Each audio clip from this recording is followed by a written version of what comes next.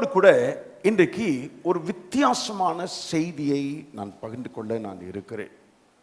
அந்த செய்தியினுடைய தலைப்பு hearing God's voice. தேவனுடைய சத்தத்தை கேட்டல். சொல்லுங்கள், தேவனுடைய சத்தத்தை கேட்டல்.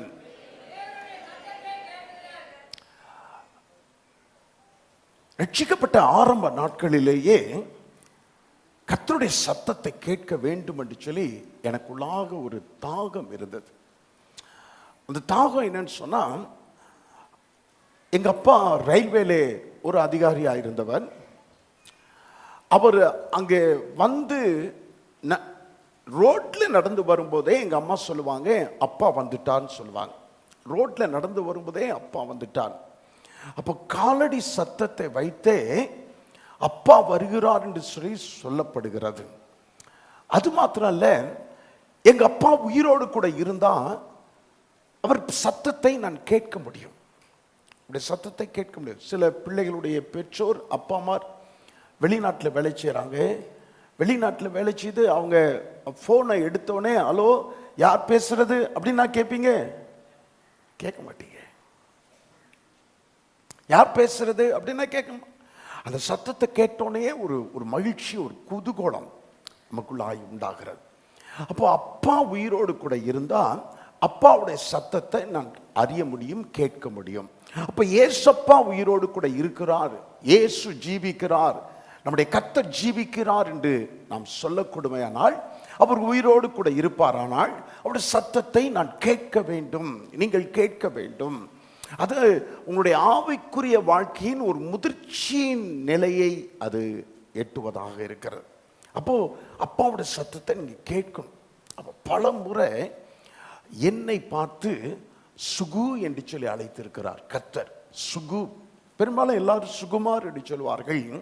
கர்த்தரனே சுகு என்று சொல்வார். ஆரம்ப நாட்களில், விசுவாசியா அந்த நாட்களில் அப்படியே கூப்பிட்டீங்களா அப்படின்ட்டு எங்கள் அம்மாட்ட கேட்பேன். அவங்க இல்லைன்னு வாங்க. அப்புறம் எங்கள் பாஸ்டர் சொன்னார், கூப்பிட்றது கர்த்தர் அப்படின்னு சொன்னார். நான் என்ன செய்து தெரியுமா? நான் சொல்லுறது சத்தியம். என்னுடைய வீட்டை ஒட்டியே காலியான இடத்துல ஒரு குடிசை அமர்த்து கொண்டேன், சின்ன ஒரு குடில். ஆமாம். அப்போ அப்பா பேசுகிறான்னு சொன்னால் அப்பாவுடைய சத்தத்தை கேட்கறதுக்கு நம்ம ஆயத்தம் ஆயிருக்குன்னு சொல்லி அந்த இடத்துல நான் இருந்தேன். பல முறை நான் ஒரு முறை நடந்த காரியத்தை நான் சொல்லுகிறேன். என்னுடைய வயது 24 தொடங்கி இருக்கிறது, 23 முடிந்து 24 தொடங்கி இருக்கிறது. நன்கவுரி என்கிற ஒரு புதிய தீவிலே, ஒரு விசுவாசி கூட இல்லாத புதிய தீவிலே நானும் என்னுடைய உடன் மிஷனரியும் ரவி என்கிறவரும் ஊழியம் செய்து வருகிறோம். அந்த இடத்துல கர்த்தர் அழைத்து அந்த இடத்திற்கு போய் அந்த இடத்துல சுவிசேஷம் அறிவித்து வருகிறோம். அப்போ அந்த நன்கோரி தீவு எப்படிப்பட்டதுன்னு சொன்னா, அது கடைசி தீவுகளிலே ஒன்றாக இருக்கிறது. ஆமாம், கடைசி தீவுகளிலே எப்படி சொல்றது, வடகிழக்கு தீவுகளிலே ஒன்றாக இருக்கிறது. அந்த தீவுல அரிசி, பருப்பு, சர்க்கரை, எண்ணெய், கோதுமை, உருளைக்கிழங்கு, தக்காளி, வெங்காயம் எதுனாலும் தலைநகர் போர்ட் பிளேயர்ல தான் கப்பல் வரணும். தலைநகருக்கு சென்னையிலிருந்தும் கல்கத்தாவிலிருந்தும் தினந்தோறும் கப்பல் வந்து கொண்டு இருக்கும். தினந்தோறும் கப்பல் வந்து கொண்டு இருக்கும். அங்கே இருக்கிற பொருட்களை எடுத்து மாதத்திற்கு 2 முறையோ 3 முறையோ இந்த தீவுகளுக்கு கப்பல் வரும். அப்ப கப்பல் வரும்போது சந்தை திறக்கும். அப்போ வேண்டிய வெங்காயம், வேண்டிய தக்காளி இதெல்லாம் வாங்கி வச்சுக்கணும். அடுத்து 15 நாள் ஆகலாம், மழை எதுவும் வந்துட்டா 20 நாள் கூட ஆகலாம். அப்போ எப்போ கப்பல் வருதோ அப்போதான் பேங்க் திறக்கும், போஸ்ட் ஆஃபீஸ் திறக்கும், பணம் கிடைக்கும், சந்தையில் பொருள் வாங்க முடியும், இவள் எல்லாத்தையும் செய்ய முடியும். கர்த்தர் சொன்னாரு, இந்த கப்பல்ல நீ அடுத்த பெரிய தீவாகிய கிரேட் நிக்கோபார் என்கிற தீவுக்கு நீ போவான்னு சொல்லி கர்த்தரோடு பேசினார். காலையில் ரவி கர்த்தரோடு கூட பேசியிருக்கிறார். இன்னைக்கு வர கப்பல்ல கிரேட் நிக்கோபாருக்கு நாம் போகிறோம் என்று சொல்லி சொன்னோம். சரி, அப்படின்னா இந்த கப்பலில் நமக்கு மணி ஆர்டர் வரும், சரிதானே அப்படின்னா அவர் சொன்னார், கரெக்டு தான், இந்த கப்பலில் நமக்கு மணி ஆர்டர் வரும், மணி போஸ்ட் ஆஃபீஸ் திறக்கும், மணி ஆர்டர் உடனே சொல்லி வச்சு உடனே முதல் நாளாக வாங்கி விடலாம், கப்பலில் டிக்கெட் எடுக்கலாம். ஆகவே கப்பல் வந்த உடனே நான் போஸ்ட் ஆஃபீஸ் போயிட்டேன். போஸ்ட் ஆஃபீஸில் போய் நிற்கிறேன். நின்னோட கப்பல்லேருந்து பணம் வந்தது. போஸ்ட் ஆஃபீஸில் சொல்கிறாங்க, சார் சுகுமார் சார், உங்கள் பேருக்கு மணி ஆர்டர் வரலைன்னு சொல்லிட்டார். இல்லை சார், இந்த கப்பலில் நாங்கள் போகணும், கிரேட் நிக்கோபார் போகணும், நீங்கள் பாருங்கன்னு. நல்லா பார்த்துட்டு, சார் உங்களுக்கு மணி ஆர்டர் எதுவும் வரலைன்னு சொன்னாங்க. என்னையா கர்த்தர் பேசினார், இந்த கப்பலில் போவேன்னு சொல்லிட்டு கர்த்தர் பேசினார், மணி ஆர்டர் வரலையே அப்படின்னு. நான் சொன்னேன், மணி ஆர்டர் வரும் அப்படின்னு என்கிட்ட கர்த்தர் சொல்லலை, ஆனால் இந்த கப்பலில் கிரேட் நிக்கோபார் போவான்னு சொல்லி கர்த்தர் சொன்னார் அப்படின்னு சொன்னேன். என்ன செய்கிறது, நீ வந்தாலும் சரி வரலனாலும் சரி, நான் கப்பலில் இந்த கப்பலில் போக போகிறேன், எப்படியா போக போகிறேன், எப்படியோ போயிடுவேன், என்னை விட்டுட்டு நீ மாத்திரம் எங்கேயா போகிறேன், நான் வரேன்னு சொல்லிட்டு அவரும் வர்றார். எல்லாம் கார்கோவும் பொருட்களை ஏற்றுகிற அந்த ஒரு வாசல் வழியாக, அந்த வாசல் வழியாக கார்கோ மட்டும்தான் கார்கோனா பேகேஜ், எல்லாம் பார்சல், எல்லா பார்சல்களும் ஏற்றப்படுகிற, சரக்குகள் ஏற்றப்படுகிற அந்த பாதை வழியாக நுழைந்து விட்டோம், உள்ளே நுழைந்து விட்டோம்.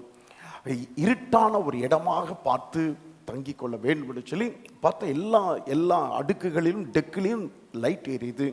மூன்றாவது டெக்கில் மாத்திரம் லைட் எரியல. ஆகவே மூன்றாவது டெக்கில் லைட் எரியாத டெக்கில் அந்த ஓரத்தில் இருக்கிற அந்த அந்த ரூமுக்கு பக்கத்தில் நானும் அவரும் முடங்கி விட்டோம், போர்வை போர்த்து கொண்டு படுத்து விட்டோம். கப்பல் கிளம்பி விட்டது. ஒரு 25-30 நிமிஷங்கள் கழித்து டக் டக் டக் டக்குன்னு லைட்டு எல்லாம் அந்த டெக்கு ஃபுல்லும், அந்த அடுக்கு, மூன்றாவது அடுக்கு முழுவதும் லைட் எரிந்தது. ஷூ அணிந்து கொண்டு ஒருவர் வந்தார். காலடி சத்தம் நாங்கள் கேட்டது. இது யார் இங்கே படுத்திருக்காங்க, இங்கே யார் விட்டாங்க, செக்யூரிட்டி எங்கே போனாங்கன்னு சொன்னாங்க. செக்யூரிட்டி ஓடி வந்து சொன்னார், சார் எங்களுக்கு தெரியாது, இவங்க எப்போ வந்தாங்கன்னே தெரியாது, அவங்கள உள்ளார வர சொன்னார். உள்ளார வந்தோடனே, நீங்கள் ஏன் இங்கே தங்கியிருக்கிறீங்க, என்ன தங்கியிருக்கீங்க, ஏன் இப்படி இங்கே வந்தீங்க சொல்லி மிரட்டல் துணியில் கேட்டார். அப்போ நான் சொன்னேன், நாங்கள் மிஷினரியா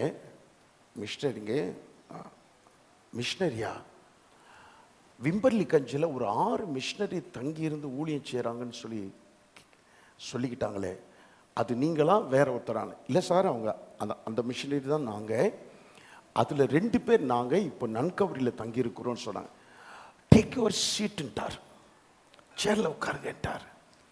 சேரில் உட்காருங்கன்னு சொல்லிட்டு அவர் சொன்னார், டிக்கெட் எடுத்துட்டிங்களான்னு கேட்டார். இல்லை சார், டிக்கெட் எடுக்கிறது எங்களுக்கு நேரம் இல்லை, ஒரு பொய் சொன்னேன், டிக்கெட் எடுக்கிறதுக்கு நேரம் இல்லை, அதனால சரக்குகள் ஏற்றப்படுகிற வழியாக உள்ளே உட்காந்துட்டோம். எங்கே போகணுன்னார்? கிரேட் நிக்கோபார், கடைசி தீவு அதுதான், கிரேட் நிக்கோபார் போகணும். சாப்பிட்டீங்களான்னு சொன்னார். சாப்பிடலன்னு. உடனே சொன்னார், 2 ஃபர்ஸ்ட் கிளாஸ் டிக்கெட் எடுத்துருவாங்க, சாப்பாடு எனக்கும் சேர்த்து உங்களோடு கூட இந்த டேபிளுக்கு கொண்டு வாங்க. அந்த கப்பல் கேப்டனோடு கூட நாங்கள் சாப்பாடு சாப்பிட்டோம்.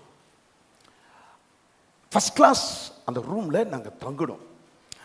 அவர் சொன்னார், அவர் ஒரு தெலுங்குக்காரர்.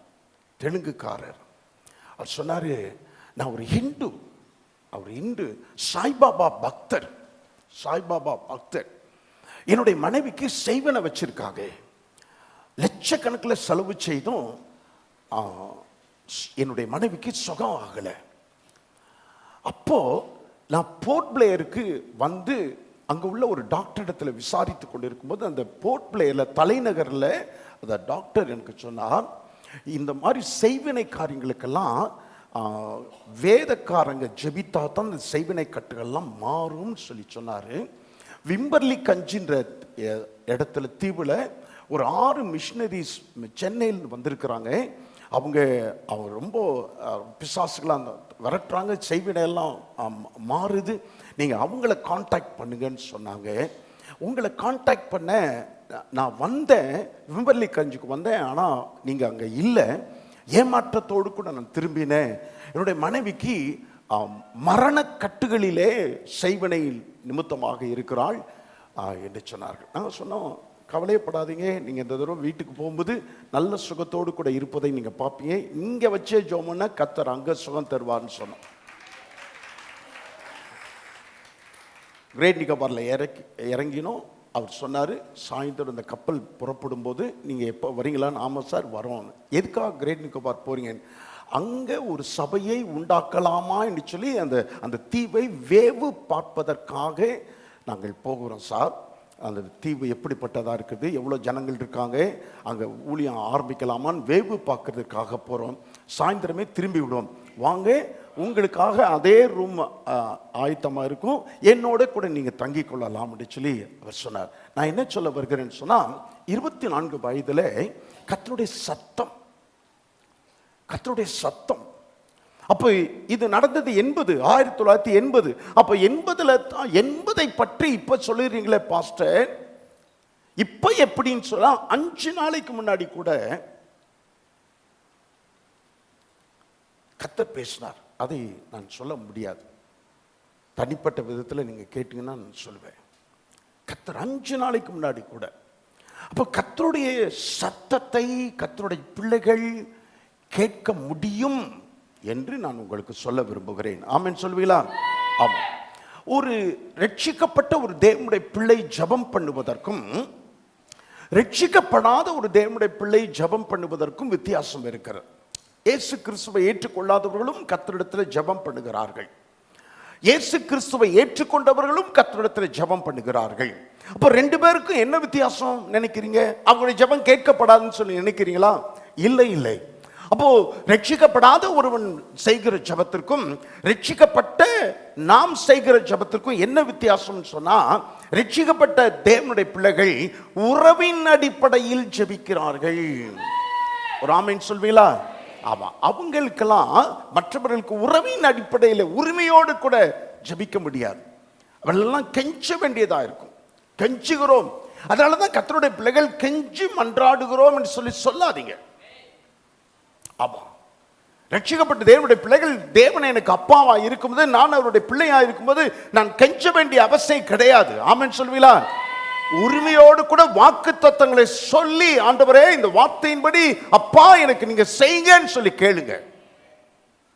அவர் செய்கிறவராயிருப்பார். ஆமா, அப்படியே அழுது கண்ணீர் வடித்து அதெல்லாம் தேவையே இல்லை. அதெல்லாம் தேவையில்லை. உரிமை, உறவின் அடிப்படையிலே, உரிமையின் அடிப்படையிலே நாம்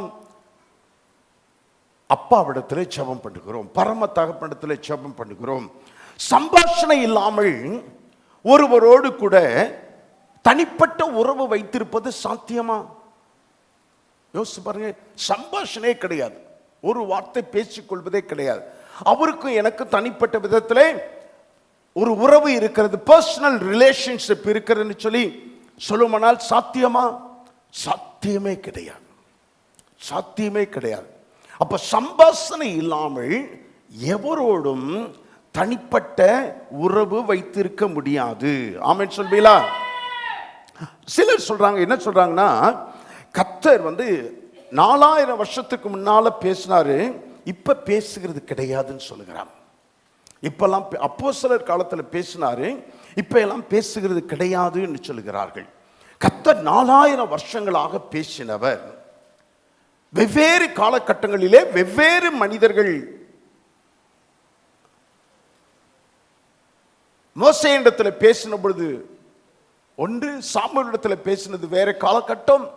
அப்ப வெவ்வேறு காலகட்டங்களிலே வெவ்வேறு மனிதர்களிடத்தில் பழைய ஏற்பாட்டிலும் பேசியிருக்கிறான், புதிய ஏற்பாட்டிலும் பேசியிருக்கிறான்.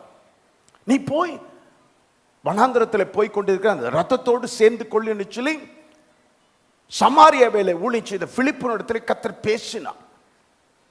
கர்த்தர் பேசினார். அப்ப பழைய ஏற்பாட்டிலும் கர்த்தர் பேசினார், புதிய ஏற்பாட்டிலும் கர்த்தர் பேசினார். கர்த்தர் ஸ்தோத்திரம். அப்போ பழைய ஏற்பாட்டிலும் புதிய ஏற்பாட்டிலும் பேசின கர்த்தர் இன்றைக்கு பேசாமல் இருப்பாரோ? இன்றைக்கு கர்த்தர் மௌனமாகி விட்டாரா? இல்லை. நம்முடைய ஜனங்கள் தேவனுடைய சத்தம் கேட்க அறியாமல் இருக்கிறார்கள், தேவனுடைய சத்தம் கேட்க விருப்பம் இல்லாமல் போய்விட்டார்கள். ஆமென் சொல்வீங்களா? இயேசுவை அறியாத ஒருவன் வாழ்க்கை துணையை தேடுகிறான், ஒரு விசுவாசியும் வாழ்க்கை துணையை தேடுகிறான். அப்ப இயேசுவை அறியாதவன் வாழ்க்கை துணை எப்படி தேடுகிறான்னு சொல்லி நினைக்கிறீங்க? சம்பிரதாயத்தின் அடிப்படையிலே, சாஸ்திரத்தின் அடிப்படையிலே, ஜாதகத்தின் அடிப்படையிலே அவர் வாழ்க்கை துணையை தேடுகிறார். ஆனா இயேசுவை ஏற்றுக்கொண்ட ஒரு விசுவாசி எப்படி வாழ்க்கையை தேடுகிறார்? தேவனுடைய சித்தத்தின் அடிப்படையிலே, ஆமென் சொல்வீங்களா, தேவனுடைய நடத்துதல் அடிப்படையிலே வாழ்க்கை துணையை தேடுகிறார். நல்லா கவனிச்சுங்க. அப்ப கர்த்தர் உங்களை குறித்து, we have a heavenly father and our heavenly father knows what is good and what is best for our lives. நம்முடைய வாழ்க்கைக்கு எது நன்மையானது, எது சிறந்தது என்பதை கர்த்தர் ஒருவர் தான் அறிந்திருக்கிறார். இங்க இருக்கிற வாழ்வு பிள்ளைகள் எல்லாரையும் பார்த்து சொல்லுகிறேன், உங்களுடைய திருமண வாழ்க்கை, எதிர்கால வாழ்க்கை நல்லா இருக்குன்னு சொன்னா நீங்க 100% கர்த்தரிடத்தில் கொடுங்க. 100% நீங்க அப்படி கொடுத்து கர்த்தர் உங்களுக்கு கர்த்தரை காட்டிலும் நன்மையானதை, கர்த்தரை காட்டிலும் பெஸ்டை, சிறப்பானதை உங்களாலும் தெரிந்து கொள்ள முடியாது, உங்களுக்கு வேண்டியவர்களாலும் அதை தெரிந்து கொள்ள முடியாது. ஆமென் சொல்வீங்களா? நாம கர்த்தர் மாத்திரம் தான். only God knows the best and the good for your life. கர்த்தர் தான் சிறப்பானதை அறிந்திருக்கிறவர்.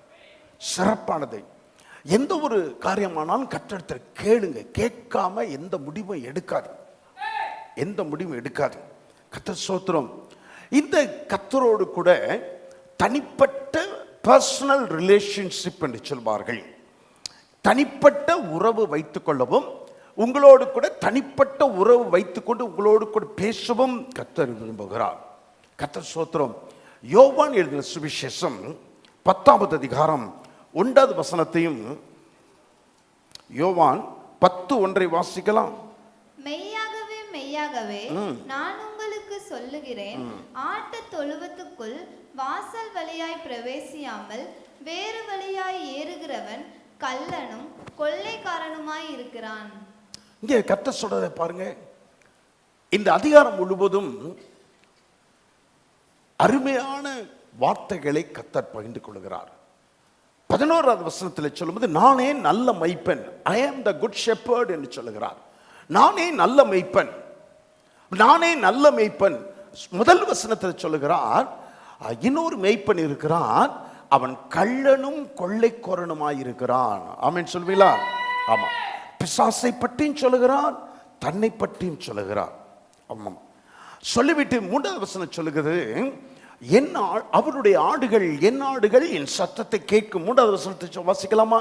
வாசலை காக்கிறவன் அவனுக்கு திறக்கிறான், ஆடுகளும் அவன் சத்தத்துக்கு செவி கொடுக்கிறது. And the sheep hear his voice. ஆடுகளும் அவன் சத்தத்துக்கு செவி கொடுக்கிறது.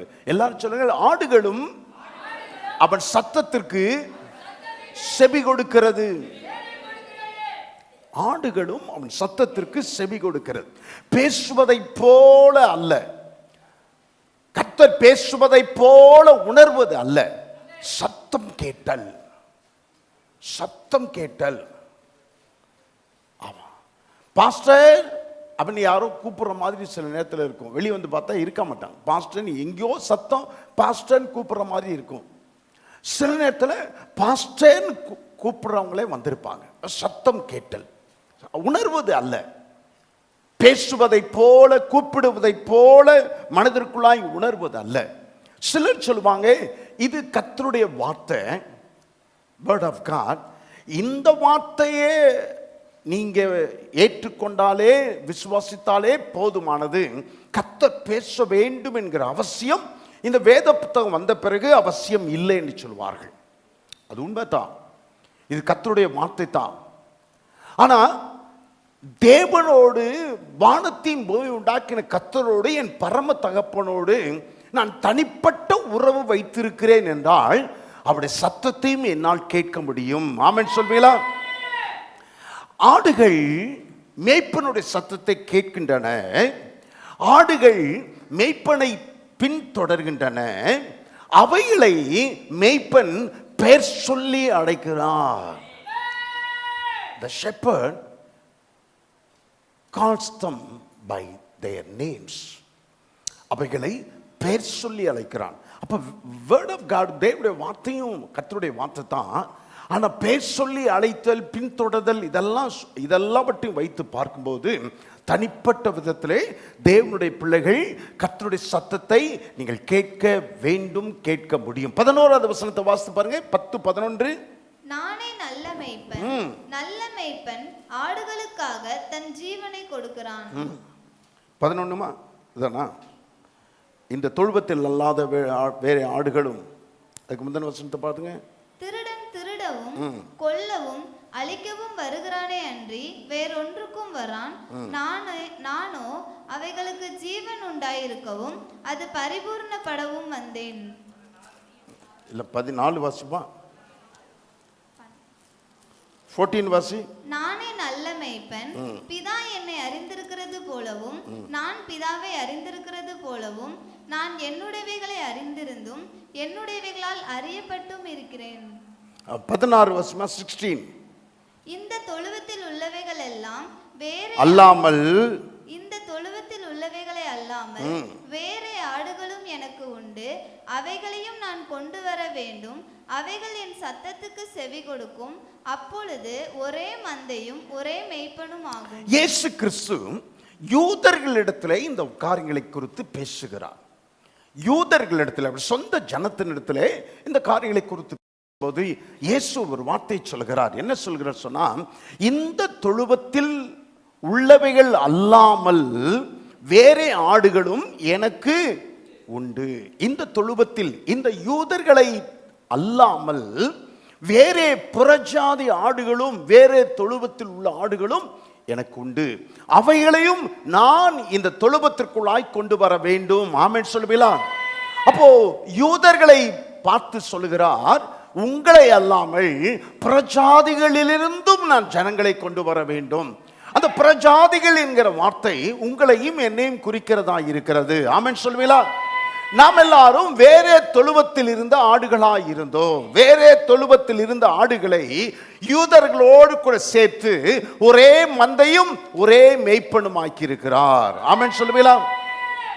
சொல்லும்போது சொல்லுகிறார், வேறே தொழுவத்தில் உள்ள ஆடுகளும் எனக்கு உண்டு என்று சொல்லிவிட்டு அவைகளையும் நான் கொண்டு வர வேண்டும் என்று சொல்லிவிட்டு அவைகள் சத்தத்துக்கு செவி கொடுக்கும். அப்பொழுது ஒரே மேய்ப்பனும் ஒரே மந்தையுமா, அவைகள் என் சத்தத்துக்கு செவி கொடுக்கும்.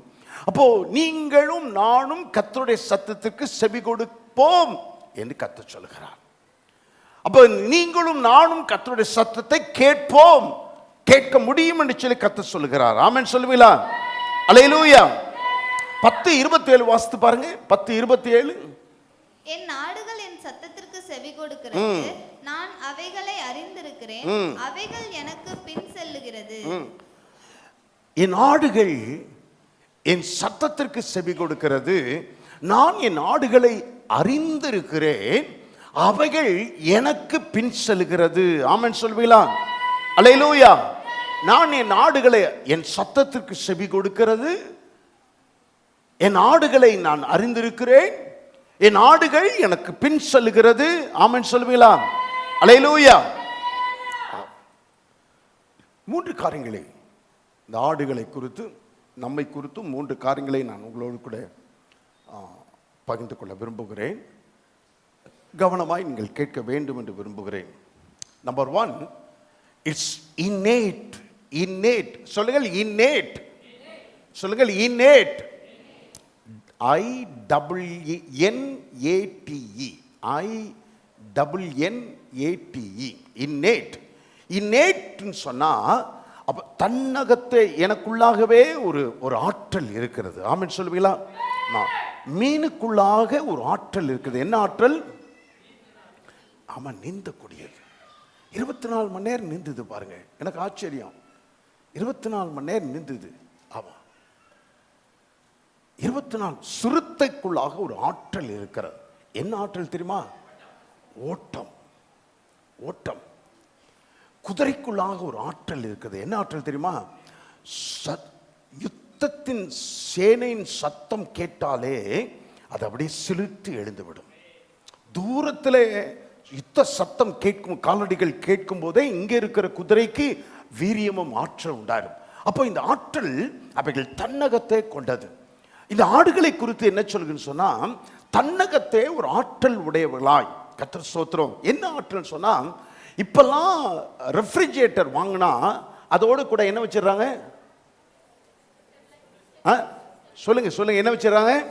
ஸ்டெபிளைசர், அப்படிதானே? ஆமா. முதல்ல ஸ்டெபிளைசர் என்ன செய்யணும்? ஆமா ஆமா, தனியா வாங்கணும். முதல்லலாம் ரெஃப்ரிஜரேட்டர் ஃப்ரிட்ஜ் வாங்கினா ஸ்டெபிளைசர் தனியாக வாங்கணும். டிவி வாங்கினா முதல்ல ஸ்டெபிளைசர் தனியாக வாங்கணும். இப்பெல்லாம் என்னதுமா, டிவிக்குள்ளாகவே இன்னேட், டிவிக்குள்ளாகவே டிவி தன்னகத்தை இந்த ஸ்டெபிளைசரை, ரெஃப்ரிஜரேட்டர், இப்பொழுது வாங்கப்படுகிற ரெஃப்ரிஜரேட்டர் தன்னகத்தை அந்த அந்த ஸ்டெபிளைசரை தன்னகத்தை கொண்டுள்ளது. அவை இப்பொழுது வாங்கப்படுகிற ரெஃப்ரிஜரேட்டர்ஸ் அல்லது டிவியில தனியா ஸ்டெபிளைசர் வாங்க வேண்டிய அவசியம் இல்லை. புரியுதா உங்களுக்கு? ஆமா, தன்னகத்தை கொண்டது, தன்னகத்தை கொண்டது. முதல்லலாம் மொபைலும் இருக்கும், கேமராவும் வச்சிருப்பாங்க, தனியா கேமரா வச்சிருப்பாங்க. இப்பெல்லாம் பார்த்தா கேமரா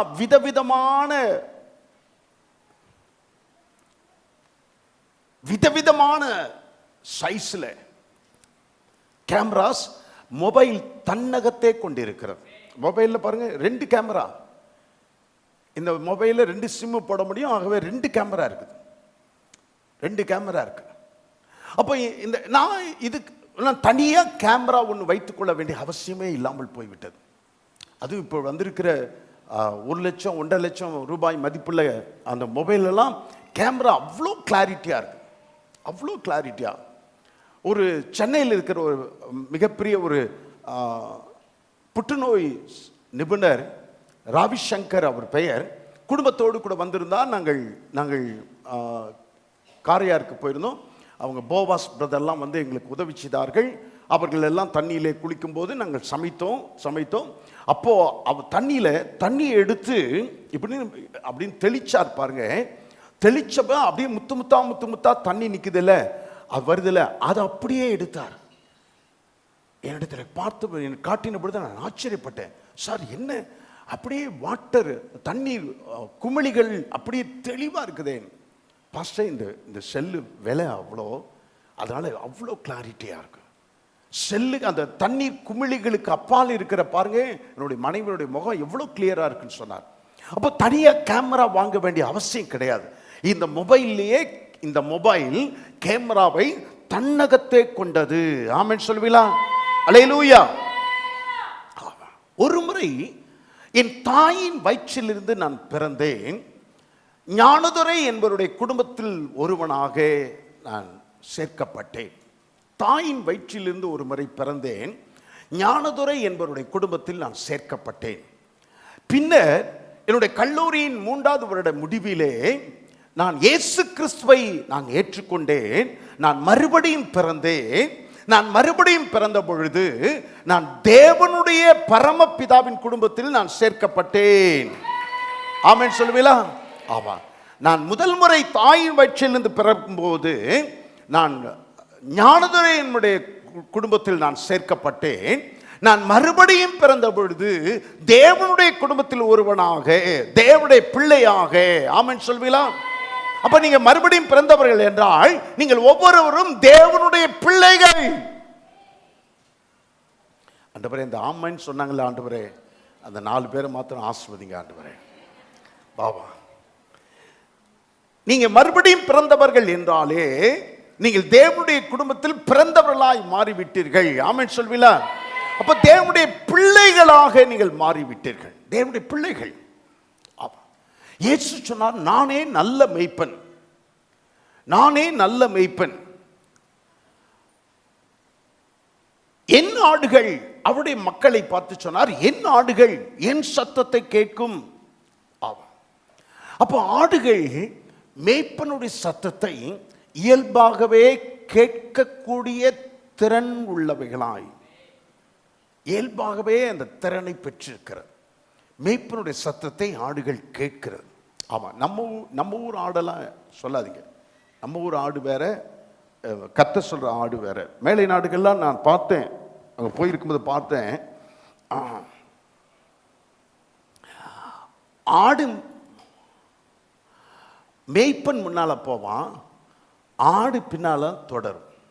ஆடு பின்னால் தொடரும். நம்ம ஊரில் என்ன தெரியுமா, ஆடு மாடு முன்னால் போவோம், பின்னால் குச்சை வச்சுக்கிட்டு விரட்டிக்கிட்டு வருவான். நம்ம ஊரில் தலைகளாக இருக்கும், தலைகளாக இருக்கும்.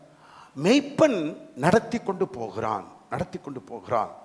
அப்போ இயல்பாகவே தேவனுடைய ஆடுகள் மேய்ப்பனுடைய சத்தத்தை கேட்கக்கூடியவைகள். இயல்பாகவே அந்த திறனை அவைகள் பெற்றிருக்கின்றன. அப்போ கர்த்தர் சொல்றார், ஆதியாகமம் 1:26 நான் மனுஷனை சிருஷ்டிக்கும் போது நமது சாயலின்படியும் நமது ரூபத்தின்படியும் மனுஷனை உண்டாக்குவோமாக என்று சொல்லி அவர் மனுஷனை உண்டாக்கினார். அப்போ மீனை படைக்கும் போது, மிருகங்களை படைக்கும் போது தேவ சாயலால் மிருகங்கள் படைக்கப்படவில்லை. ஊர்வன, பரப்பன, நீந்துவன, காட்டில் வாழும் நாட்டில் வாழும் மிருகங்கள் எதுவும் தேவனுடைய சாயலின்படியும் தேவனுடைய சுவாபத்தின்படியும் பிறக்கவில்லை, ரூபத்தின்படியும்.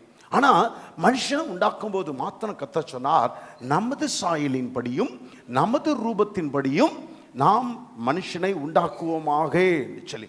அப்போ கர்த்தருடைய சாயல்களில் ஒன்று, சாயல்னா அப்படியே முகச்சாட அல்ல, அது இல்லை, அதான் ரூபம். சாயல்னா குணாதிசயங்களும் அதில் அடங்கும். அப்ப கர்த்தருடைய சாயலில் ஒன்று, தேவனுடைய சாயலில் ஒன்று, அவர் சம்பாஷிக்கிற தேவன். சொல்லுங்கள், சம்பாஷிக்கிற தேவன். சம்பாதிக்கிற தேவன் இல்ல, சம்பாஷிக்கிற தேவன். சொல்லுங்கள், சம்பாஷிக்கிற தேவன். கர்த்தர் ஸ்தோத்திரம்.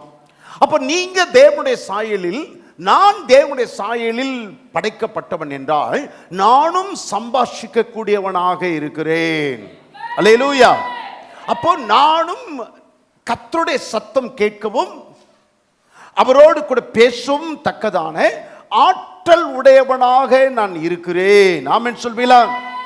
தேவன் உங்களுக்குள்ளாகவே, நமக்குள்ளாகவே அந்த ஆற்றலை கர்த்தர் வைத்திருக்கிறார். அல்லேலூயா.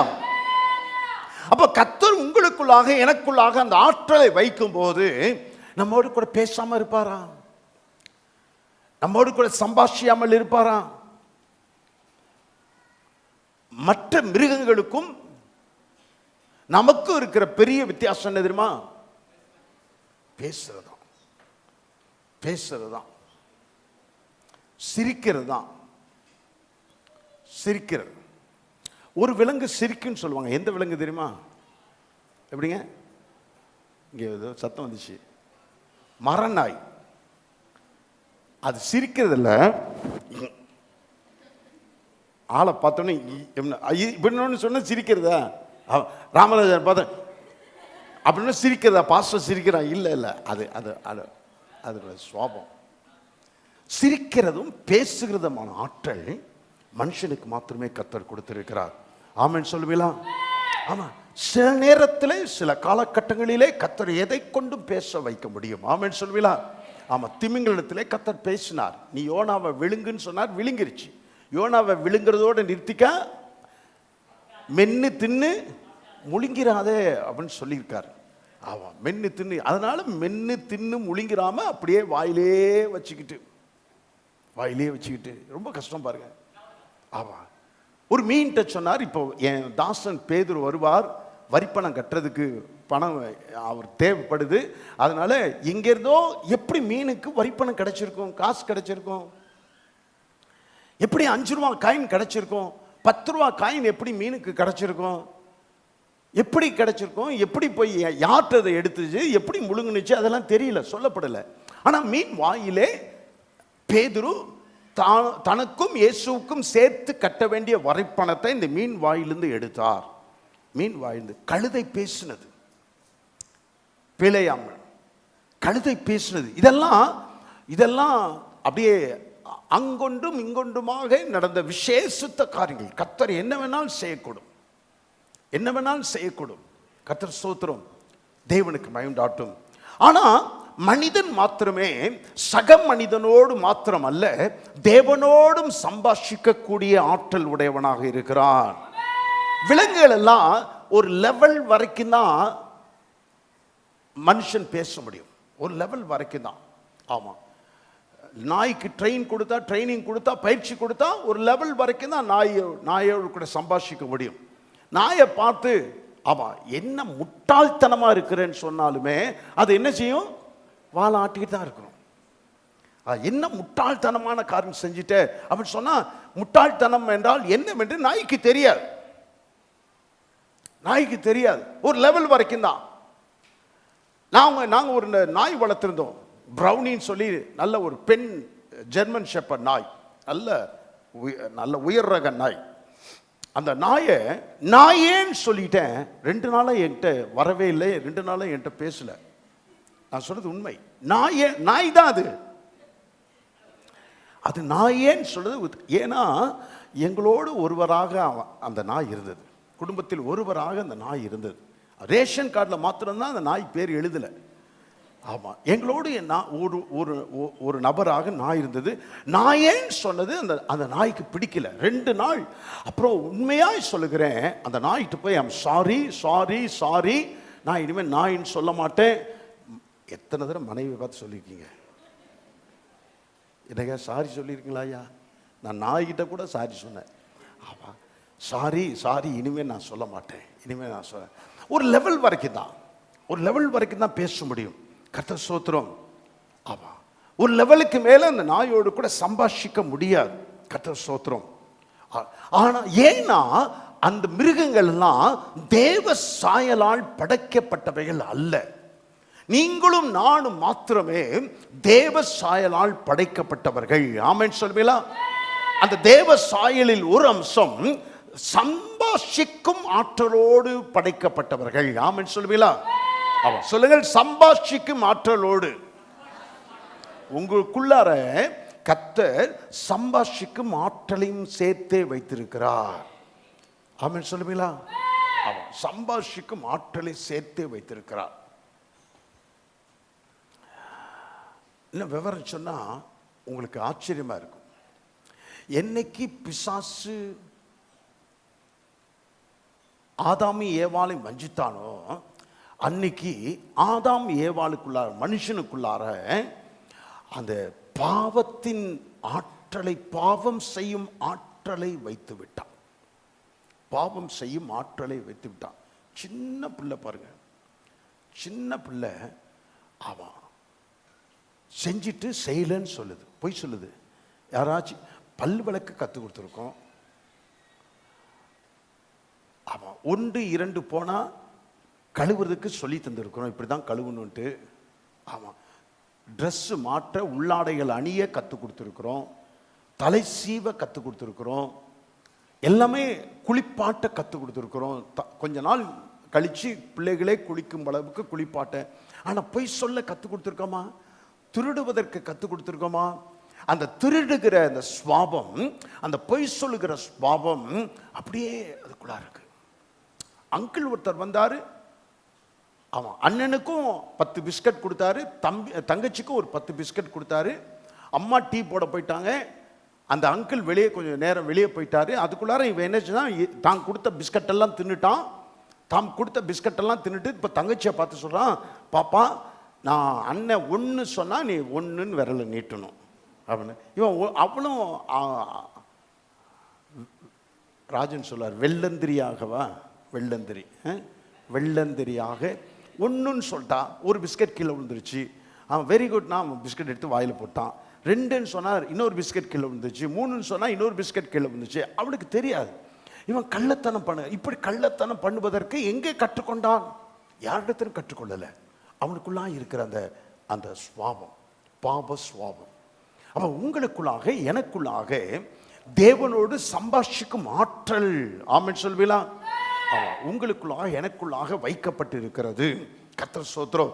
அப்போ முதலாவது காரியம், நமக்குள்ளாக அந்த ஆற்றல் தன்னகத்தே வைக்கப்பட்டு இருக்கிறது. சொல்லுங்கள், தன்னகத்தே வைக்கப்பட்டு இருக்கிறது. ஆங்கிலத்தில் என்ன சொன்னேன்? Inherit, very good. இன்னேட் நீங்க டிக்ஷனரியை போய் பாருங்க. Inherit, right. ரெண்டாவது காரியம், இந்த ஆடுகளை குறித்த இரண்டாவது காரியம், கற்றுக்கொள்ளும் ஆற்றல் உடையவை. It is learnt.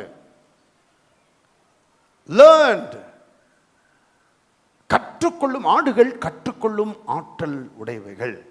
ஆமா, நாம் சம்பாஷிக்கும் ஆற்றல் உடையவர்களா இருந்தாலும் தேவனுடைய சத்தத்தை எப்படி கேட்பது என்று கற்றுக்கொள்ள வேண்டும். ஒரு ஆமென் சொல்வீங்களா? ஆமா. குழந்தைகள், கவனிங்கள், குழந்தைகள் பேசும் ஆற்றலோடு பிறந்திருந்தாலும் பேசுவதை குழந்தைகள் கற்றுக்கொள்ள வேண்டும். அப்பா, அத்தை சொல்லு, தாத்தா சொல்லு. அப்படியே பிள்ளைகள் சொல்லித்தர சொல்லித்தர கற்றுக்கொள்ளுது. பேசும் ஆற்றலோடு பிறந்திருக்கு. பிறந்த ஒரு குழந்தைகிட்ட 2 வருஷம் ஒரு வார்த்தை கூட பேசாமல் இருப்போமே, ஆனால் அந்த குழந்தை காலம் பூரா ஊமையாகவே இருக்குமா? என கற்றுக்கொள்ளவே இல்லை, பேசுவதற்கு கற்றுக்கொள்ளவே இல்லை. பேசும் ஆற்றலோடு பிறந்த பிள்ளைகள் தான், பேசும் ஆற்றலோடு பிறந்த பிள்ளைகள் தான். ஆனால் அந்த பிள்ளைங்க கற்றுக்கொள்வ சந்தர்ப்பம் இல்லாமல் போய்விட்டது. கர்த்தர் ஸ்தோத்திரம். அப்போ குழந்தைகள் பேசும் ஆற்றல் உடையவர்களா இருந்தாலும் படிப்படியாக அவர்கள் பேசுவதற்கு கற்றுக்கொள்ள வேண்டியதா இருக்கிறது. வார்த்தைகள் கற்றுக்கொள்ளுகிறார்கள், பழக்க வழக்கங்களை கற்றுக்கொள்ளுகிறார்கள், பாஷைகளை கற்றுக்கொள்ளுகிறார்கள். ஆமென் சொல்வீங்களா? ஆமா. மேனரிசம், ஆமா, மேனரிசம், சில நடவடிக்கைகள், மேனரிசம் எப்படி இருக்கணும், ஏது இருக்கணும். அவன் யாராச்சும் எங்கள் வீட்டுக்கு விருந்தாளி வந்துட்டாங்கன்னா அவங்க ஏதாச்சும் வாங்கிட்டு வந்து, பண்டங்கள் வாங்கிட்டு வந்து எங்கள் கையில் கொடுப்பாங்க பாருங்க. எங்கள் அம்மாவை பார்த்துக்கிட்டே அப்படியே வச்சுருவோம். அவன் அந்த பண்டம் என்ன வாங்கிட்டு வந்திருக்காங்கன்னு பிரிக்க கூட மாட்டோம். ஏன்னா அவங்க போனதுக்கப்புறம் முதுகு அவன் பிஞ்சிரும். அவன் என்னமோ பஞ்சத்தில் அடிப்படை இதுவரைக்கும் பார்த்ததே இல்லை, அது மாதிரி வாங்கின உடனே பிரிச்சுட்டியே அப்படின்ட்டு அடி கிடைக்கும். அதனால் வாங்கினாங்கன்னா இது நமக்கு வந்த சோதனை மேல் சோதனையடா சாமின்னு சொல்லி வாங்கி அப்படியே வச்சுருவோம். டீப்பாயில் டேபிளில் வச்சுருவோம். அவங்க போனதுக்கு அப்புறம் தான் எங்கள் அம்மாட்ட கேட்டு எடுக்கணும். நம்மளா போய் எடுக்கக்கூடாது, எங்கள் அம்மாட்ட கேட்டு எங்கள் அம்மா எடுத்து தரணும். அப்போ மேனரிசம், மேனரிசம் இவைகளெல்லாம் பிள்ளைகள் கற்றுக்கொள்ளுகிறார்கள். எதை பேச வேண்டும், எப்படி பேச வேண்டும், எப்போது பேச வேண்டும், பிள்ளைகள் கற்றுக்கொள்ளுகிறார்கள். பிள்ளைகளுக்கு கற்றுக் கொடுக்கிறோம். அப்ப ஜெபம் என்பது 2 பிரிவுகளை கொண்டது. கவனிங்கள், ஜெபம் என்பதும் 2 பிரிவுகளை கொண்டது. ஒன்று நாம் கர்த்தரிடத்தில் பேசுவது, மற்றொன்று கர்த்தர் நம்மிடத்தில் பேசுவது. ஆமென் சொல்வீங்களா? தேவன் பேசுவதை கேட்காமல் நாம் நம்முடைய ஜெபத்தை முடித்து விடுவோமையானால் தேவனுடைய சம்பாஷணையை நான் ஒருபோதும் கற்றுக்கொள்ள முடியாது. அந்த ஜெபம் அரைகுறை ஜெபமாகவே இருக்கிறது. அப்ப கர்த்தர் நம்மோடு கூட, நாம் ஆண்டவரிடத்தை ஜெபிக்கும் போது ஜெபம் முடிச்ச உடனே ஆமென் அவன் போட்டு டக்குன்னு வந்துடுறதில்ல. நாம் பெரியவிடத்தில் பேசிக்கொண்டிருக்கிறோம், பெரியவிடத்தில் பேசிக்கொண்டிருக்கிறோம். இதெல்லாம் நம்ம கொஞ்சம் மாற்றிக்கணும்.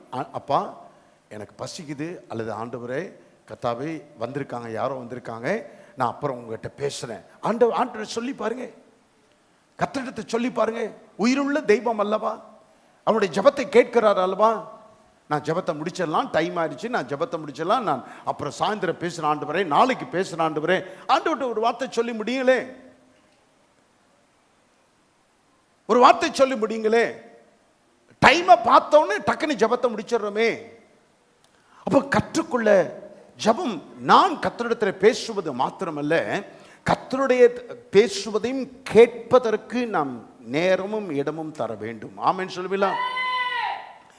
ஒவ்வொரு முறையும் ஜெபத்திற்கு வரும்போதெல்லாம் ஒரு பெரிய லிஸ்டை எடுத்துட்டு வந்து கர்த்தரிடத்திலே அந்த லிஸ்டை சொல்லுவது அல்ல, லிஸ்டை சொல்லுவது அல்ல, எனக்கும் அப்பாவுக்கும் உள்ள உறவை வெளிப்படுத்துகிறது தான் ஜெபம். ஆமென் சொல்வீங்களா? ஆமா, எனக்கும் எங்க அப்பாவுக்கு இருக்கிற உறவை வெளிப்படுத்துகிற ஜெபம். ஐ லவ் யூ டாடி, நான் உங்களை நேசிக்கிறேன். I love you holy spirit, I love you. நமக்கும் தேவனுக்கும் இடையே இருக்கிற உறவை அதான் ஜபமாக இருக்க வேண்டும். அந்த உறவின் அடிப்படையில் நான் கேட்கணும், ஏசப்பா எனக்கு இதை செய்யணும், செஞ்சு தரணும், செஞ்சு தரணும், எனக்கு நீங்கள் இதை செய்யணும், எனக்கு இப்படி செய்யணும், என்னை நீ ஆஸ்வதிக்கணும், இப்படி செய்யணும். கர்த்தர் ஸ்தோத்திரம்.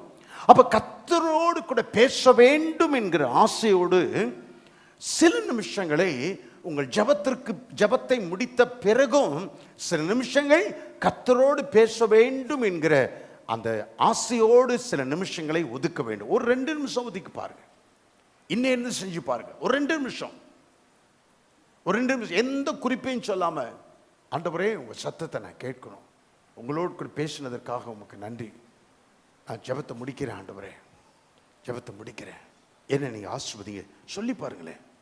பாப்பா மொபைலில், அதுக்காக தான் மொபைலில் பாட்டில் வச்சுட்டேன்.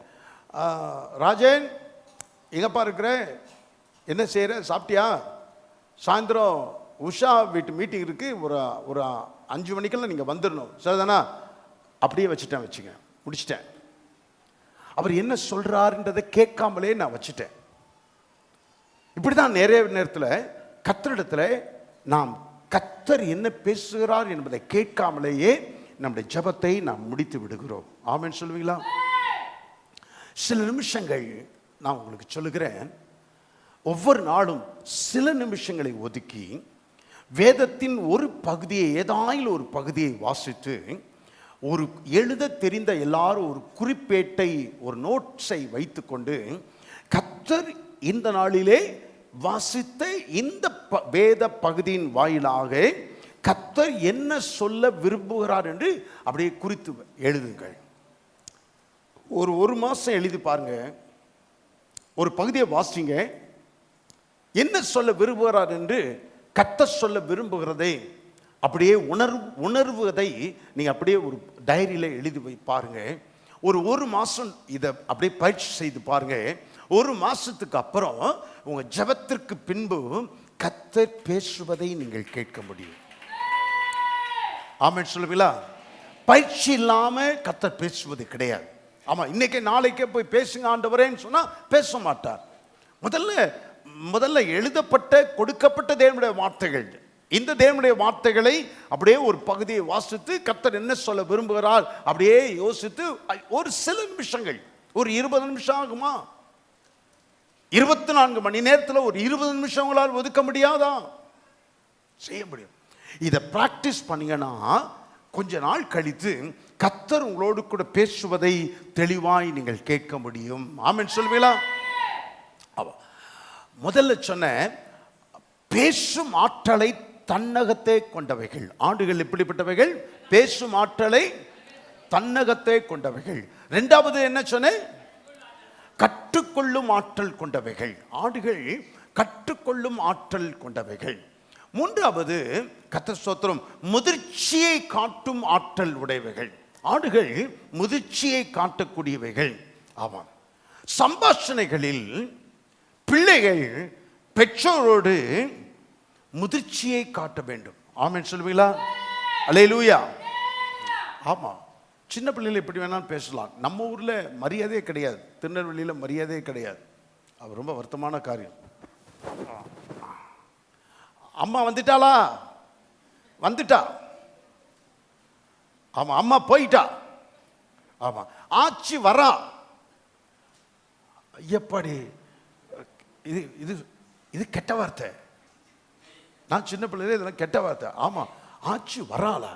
இன்னொரு தடவை சொல்லி வாயிலே சுண்டிடுவேன். வாங்க, நம்ம ஊர்ல சர்வசார ஆட்சி வரார். அப்பா மாத்திரம்தான் வரான் போறான்னு சொல்லல. கர்த்தருக்கு ஸ்தோத்திரம்.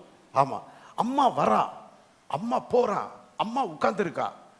ஆமா, எப்படி பேசணும்? முதிர்ச்சியை வர வர வர பிள்ளைகள் முதிர்ச்சியை காட்டுகிறான், முதிர்ச்சியை காட்டுகிறான். ஆமா, சின்ன பிள்ளையில என்ன செஞ்சான்? வடை வாங்கிட்டு வந்து வச்சாங்க. வந்த விருந்தாளிக்கு அந்த மாமா 2-3 வடை எடுத்து சாப்பிட்டாரு. உளுந்த வடையை காலி பண்ணிட்டாரு. இவன் அங்க இருந்துட்டு, எம்மா அந்த மாமா 3 வடையை சாப்பிட்டாருமா. அந்த மாமா முன்னாடியே சொல்லு. அவருக்கு வெக்கமா போயிடுச்சு. இல்லை, வடை ரொம்ப டேஸ்டா இருந்துச்சு, அதனால தான் இவன் பாரு அதை போய் கண்டுபிடிச்சிருக்காங்க. அப்போ அவருக்கு எவ்வளோ இதாக இருந்திருக்கும். அவர் சாப்பிட்டாரு, 3 வடையை சாப்பிட்டாரு. இதை கேட்குற அந்த அம்மாவுக்கு எப்படி இருந்திருக்கும்? ஆமாம், இவன் இப்படி பண்ணிட்டானே. ஆமாம், பெரிய பிள்ளைங்க அப்படி சொல்லுவாங்களா? சொல்ல மாட்டாங்க. முதிர்ச்சி. அப்படி நம்முடைய முதிர்ச்சி அடையும் ஆற்றல் உடையவர்களாக இருக்கிறது. ஆமாம், மனசுல தோன்றும் எண்ணங்கள் எல்லாவற்றையும் கர்த்தர் பேசுகிறார் என்று எண்ணிவிடக்கூடாது. அது முதிர்ச்சி இல்லாத நிலை. ஆமென் சொல்வீங்களா? ஆமாம், மனதிலே நிறைய எண்ணங்கள் வந்து போகும். அவைகளெல்லாம் கர்த்தர் பேசுகிறார் என்று எண்ணக்கூடாது. ஆமாம், அதற்குரிய மெச்சூரிட்டியை நம்மிடத்திலே கர்த்தர் எதிர்பார்க்கிறார். ஆமென் சொல்வீங்களா? அல்லேலூயா. கர்த்தர் பேசுகிற எதுவானாலும் தேவனுடைய வார்த்தையோடு கூட ஒத்து போக வேண்டும். தேவனுடைய வார்த்தைக்கு முரண்பாடான எதுவும் கர்த்தர் சொன்னார் என்று ஒருவன் சொல்வானாகில் அது கர்த்தர் சொன்ன வார்த்தை அல்ல. ஆமென் சொல்லுவீங்களா? ஆமாம். ஒரு சகோதரி சீதா என்று ஸ்ரீவில்லிபுத்தூர்ல ஒரு சகோதரி ஜெபம் பண்ணுவது சொன்னாங்க, கர்த்தர் எனக்கு ஒரு தாலியை காமிச்சார் அப்படின்னாங்க. பாஸ்டர், எனக்கு ஒரு தாலியை காமிச்சார் பாஸ்டர். அப்படின்னா என்னம்மா அப்படின்னு. அதாவது ரட்சிக்கப்படாத ஒரு மாப்பிள்ளையை காமிக்கிறார் பாஸ்டர், கல்யாணம் பண்ணிக்க சொன்னார் பாஸ்டர் அப்படின்னு சொன்னார். ரட்சிக்கப்படாத மாப்பிள்ளையை தான் கல்யாணம் பண்ணாங்க. ரொம்ப கஷ்டத்துக்குள்ளாரே போய்விட்டாங்க, ரொம்ப கஷ்டத்திற்குள்ளாக. அப்போ மனதிலே தோன்றினதை கர்த்தர் ஸ்தோத்திரம், கர்த்தர் சொன்னதாக கர்த்தர் சத்தமாக எடுத்துக்கொள்ளக்கூடாது. ஆமாம், எடுத்துக்கொள்ளக்கூடாது. அதே போலவே கண்களை மூடிக்கொண்டு குருட்டுத்தனமாக வேதத்திலே வைத்து ஒரு வசனத்தை அப்படியே கண்ணை திறந்து பார்த்து அந்த வசனத்தில் துன்மார்க்கர் தங்கள் வலைகளில் அகப்படுவார்கள், நானோ அதற்கு தப்பி கடந்து போவேன். ஒரு வசனத்தை வச்சு இது முதிர்ச்சி அடைந்தவர்கள் செய்கிற காரியம் அல்ல. ஆமென் சொல்வீங்களா? முதிர்ச்சி அடைந்தவர்கள் செய்கிற காரியம் அல்ல. நீங்க உங்களோடு கர்த்தர் பேச ஆயத்தமா இருக்க, நீங்க அதை கற்றுக்கொள்ளவும் அந்த ஆற்றலை வளர்த்து கொள்ளவும் அதற்காக நேரம் ஒதுக்கவும் உங்களுக்கு மன விருப்பம் இல்லாதபடினால்தான் இன்னும் முதிர்ச்சி அடையாத நிலையில் இருக்கிறீங்க. முதிர்ச்சி அடையாத நிலையில் இருக்கிறீங்க. அப்போ முதிர்ச்சி அடைய வேண்டும். ஆமா, அப்படியே கண்ணை மூடிக்கிட்டு ஒருத்தன் வச்சான், ஆண்டவரே இந்த வசனத்தில் எனக்கு செய்யுங்க ஆண்டவரே. கண்ணை மூடிக்கிட்டு வச்சான். மத்தேயு 27:5, யூதாஸ் நாண்டு கொண்டு செத்தான். சே ஸ்தோத்திரம், என்ன இந்த வார்த்தை வருது? யூதாஸ் நாண்டு கொண்டு செத்தான். மறுபடியும் கண்ணை மூடிட்டு, ஆண்டவரே இந்த தடவை சரியான வார்த்தை என்னை காட்டணும். 13வது அதிகாரம் யோவான் 7வது வசனம், செய்வதை நீயும் அப்படியே செய். ஆமா, முதல்ல நாண்டு கொண்டு செத்தான் வந்துச்சு. 2வது, ஆமா நீ செய்வதை சீக்கிரமாய் போய் செய். கர்த்தர் பேசினதானா? கர்த்தர் சொன்னதான். முதிர்ச்சி அடையாத ஒரு விசுவாசி இப்படிதான் தடுமாறுவாங்க. முதிர்ச்சி அடைந்த விசுவாசினா கர்த்தரோடு கூட பேச பழக அவர்கள் கற்றுக்கொள்ளுகிறவளாய் வளருகிறவளாய் இருக்க வேண்டும். ஆமென் சொல்வீங்களா? இன்றைக்கு கர்த்தரோடு கூட பேசி இருக்கிறார் நான் அறிவேன்.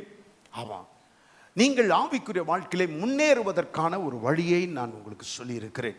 கர்த்தர் ஸ்தோத்திரம். தேவ சமூகத்திலே எந்த அளவுக்கு நேரம் ஒதுக்குறீங்களோ அந்த அளவுக்கு. ஆமாம், அப்படியே தனிமையில் இருங்க, தனிமையில் இருங்க. ஒரே ஒரு ரூம்னாலும் ஏதாயிலும் ஒரு மூலையில் போய் உட்கார்ந்துருங்க, மூலையில் போய் உட்கார்ந்துருங்க.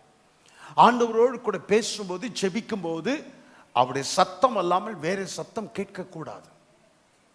அப்படியே உட்காருங்க, அப்படியே உட்காருங்க. ஒண்ணுமே பேசலனாலும் உட்காருங்க, கொஞ்ச நேரம் உட்காருங்க. உடனே பேசிவிட மாட்டார்.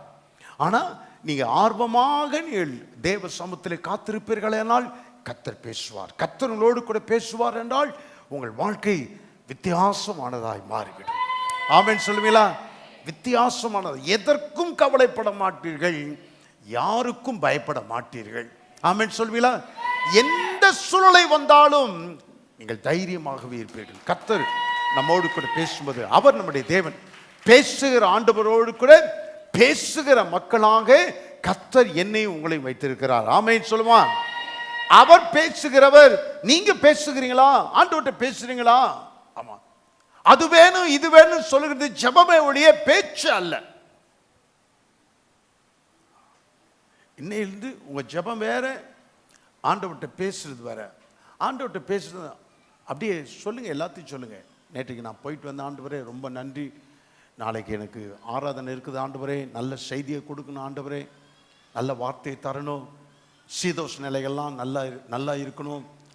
இது அப்படியே சர்வசாதாரணமா என் ஆண்டவரே இந்த வாரத்திலே மகளுக்கு பரீட்சை இருக்குது ஆண்டவரே, மகனுக்கு பரீட்சை இருக்குது ஆண்டவரே, அவன் தங்கியிருக்கிற இடம் சரியில்லை ஆண்டவரே, சாப்பாடு நல்லா இருக்கணும், ஃப்ரெண்ட்ஸ் எல்லாம் நல்ல ஃப்ரெண்ட்ஸாக விசுவாசி ஃப்ரெண்ட்ஸாக கிடைக்கணும். இதெல்லாம் சம்பாஷணை, இதெல்லாம் சம்பாஷணை. அது வேணும் இது வேணும் அது வேணும் இது வேணும். அதுவே முதிர்ச்சி அடைந்த விசுவாசத்தில் காணப்படுகிற ஒன்று அல்ல. முதிர்ச்சி அடைந்த விசுவாசி அப்படியே பேசணும். இன்னைக்கு எங்கள் வீட்டுக்கார் பேசினது எனக்கு ரொம்ப வருத்தம் ஆண்டவரே, என்னுடைய மனைவி எனக்கு சொன்னது எனக்கு ரொம்ப வருத்தம் ஆண்டவரே, இன்றைக்கு ஆண்டவரே இந்த சூழ்நிலை எனக்கு இருக்குது ஆண்டவரே, ரொம்ப ஆண்டவரே பொருளாதாரத்தில் ரொம்ப டைட்டாக இருக்குது ஆண்டவரே, நாளைக்கு என்ன செய்யுதுன்னு எனக்கு தெரியல, நீங்கள் தான் எனக்கு உதவி செய்யணும், என்னுடைய பிள்ளைங்க காரியத்தில் நீங்கள் தான் பொறுப்பெடுக்கணும், எனக்கு அனுபவம் இல்லை ஆண்டவரே, நீங்கள் தான் இந்த காரியத்தில் ஆண்டவரே எங்கள் குடும்பத்துக்கு ஒரு மகனை நீங்கள் தரணும், ஒரு மகளை நீங்கள் தரணும் ஆண்டவர்கிட்ட. இதெல்லாம் சம்பாஷணை. அப்படியே ஆண்டவர்கிட்ட சம்பாஷிக்க கர்த்தர் உங்களோடு கூட பேசுவதை நீங்கள் கேட்க முடியும். ஒரு ஆமென் சொல்வீங்களா? ஆமா. என்ன பிரச்சனை வந்தாலும், என்ன நெருக்கம் வந்தாலும், என்ன போராட்டமான சூழ்நிலை ஆனாலும் கர்த்தர் உங்களோடு கூட பேசுகிறார் என்றால் எல்லாமே லேசாகி போகும். எல்லாமே எதுவும் உங்களுக்கு ஒரு பாரமாய் பொருட்டாய் தெரியவே தெரியாது. ஆமென் சொல்வீங்களா?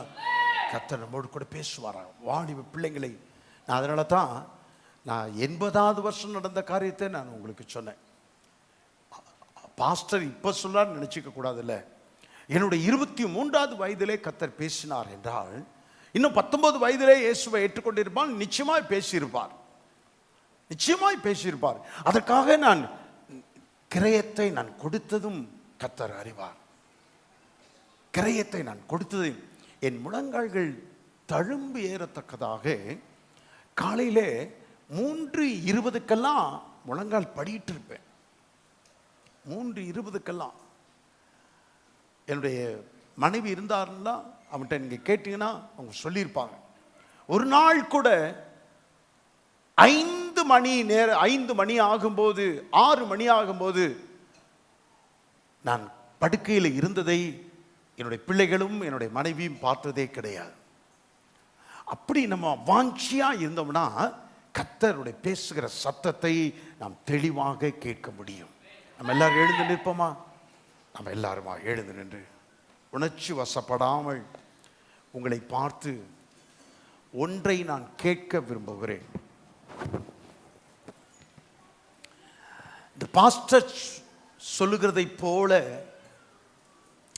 எங்க பாஸ்டரோடு மாத்திரம் அல்ல, நானும் ஏசப்பா உங்க சத்தத்தை கேட்கணும் ஆண்டவரே, தேனிலும் இனிய சத்தத்தை நாங்கள் கேட்கணும் ஆண்டவரே, உங்க சத்தத்தை நாங்கள் கேட்க விரும்புகிறோம் ஆண்டவரே. வரும் நாட்களிலே வெறும் பட்டியல் போட்டு கேட்கிற ஜெபமாக மாத்திரம் உம்மோடு கூட தொடர்பு கொள்ளாமல் உம்மோடு கூட சம்பாஷிக்கத்தக்கதாய் ஜெபம் என்று ஒரு நேரத்தை வைத்து சம்பாஷிப்பதற்கென்று ஒரு சில நிமிஷத்தை ஆகிலும் நான் நித்தமும் ஒதுக்குவேன் ஆண்டவரே. உங்க சத்தத்தை நான் கேட்க ஆசைப்படுகிறேன். உள்ளத்தின் ஆழத்திலே ஆண்டவரோடு கூட பேச வேண்டும் என்று விரும்புகிறவர்கள் உங்கள் கரங்களை உயர்த்தி, ஆண்டவரே என்னோடு கூட பேச என்னை அர்ப்பணிக்கிறேன், ஆசையாய் உங்களுடைய சத்தத்தை கேட்க நான் விரும்புகிறேன் ஆண்டவரே, உங்களுடைய சத்தத்தை கேட்க நான் விரும்புகிறேன்.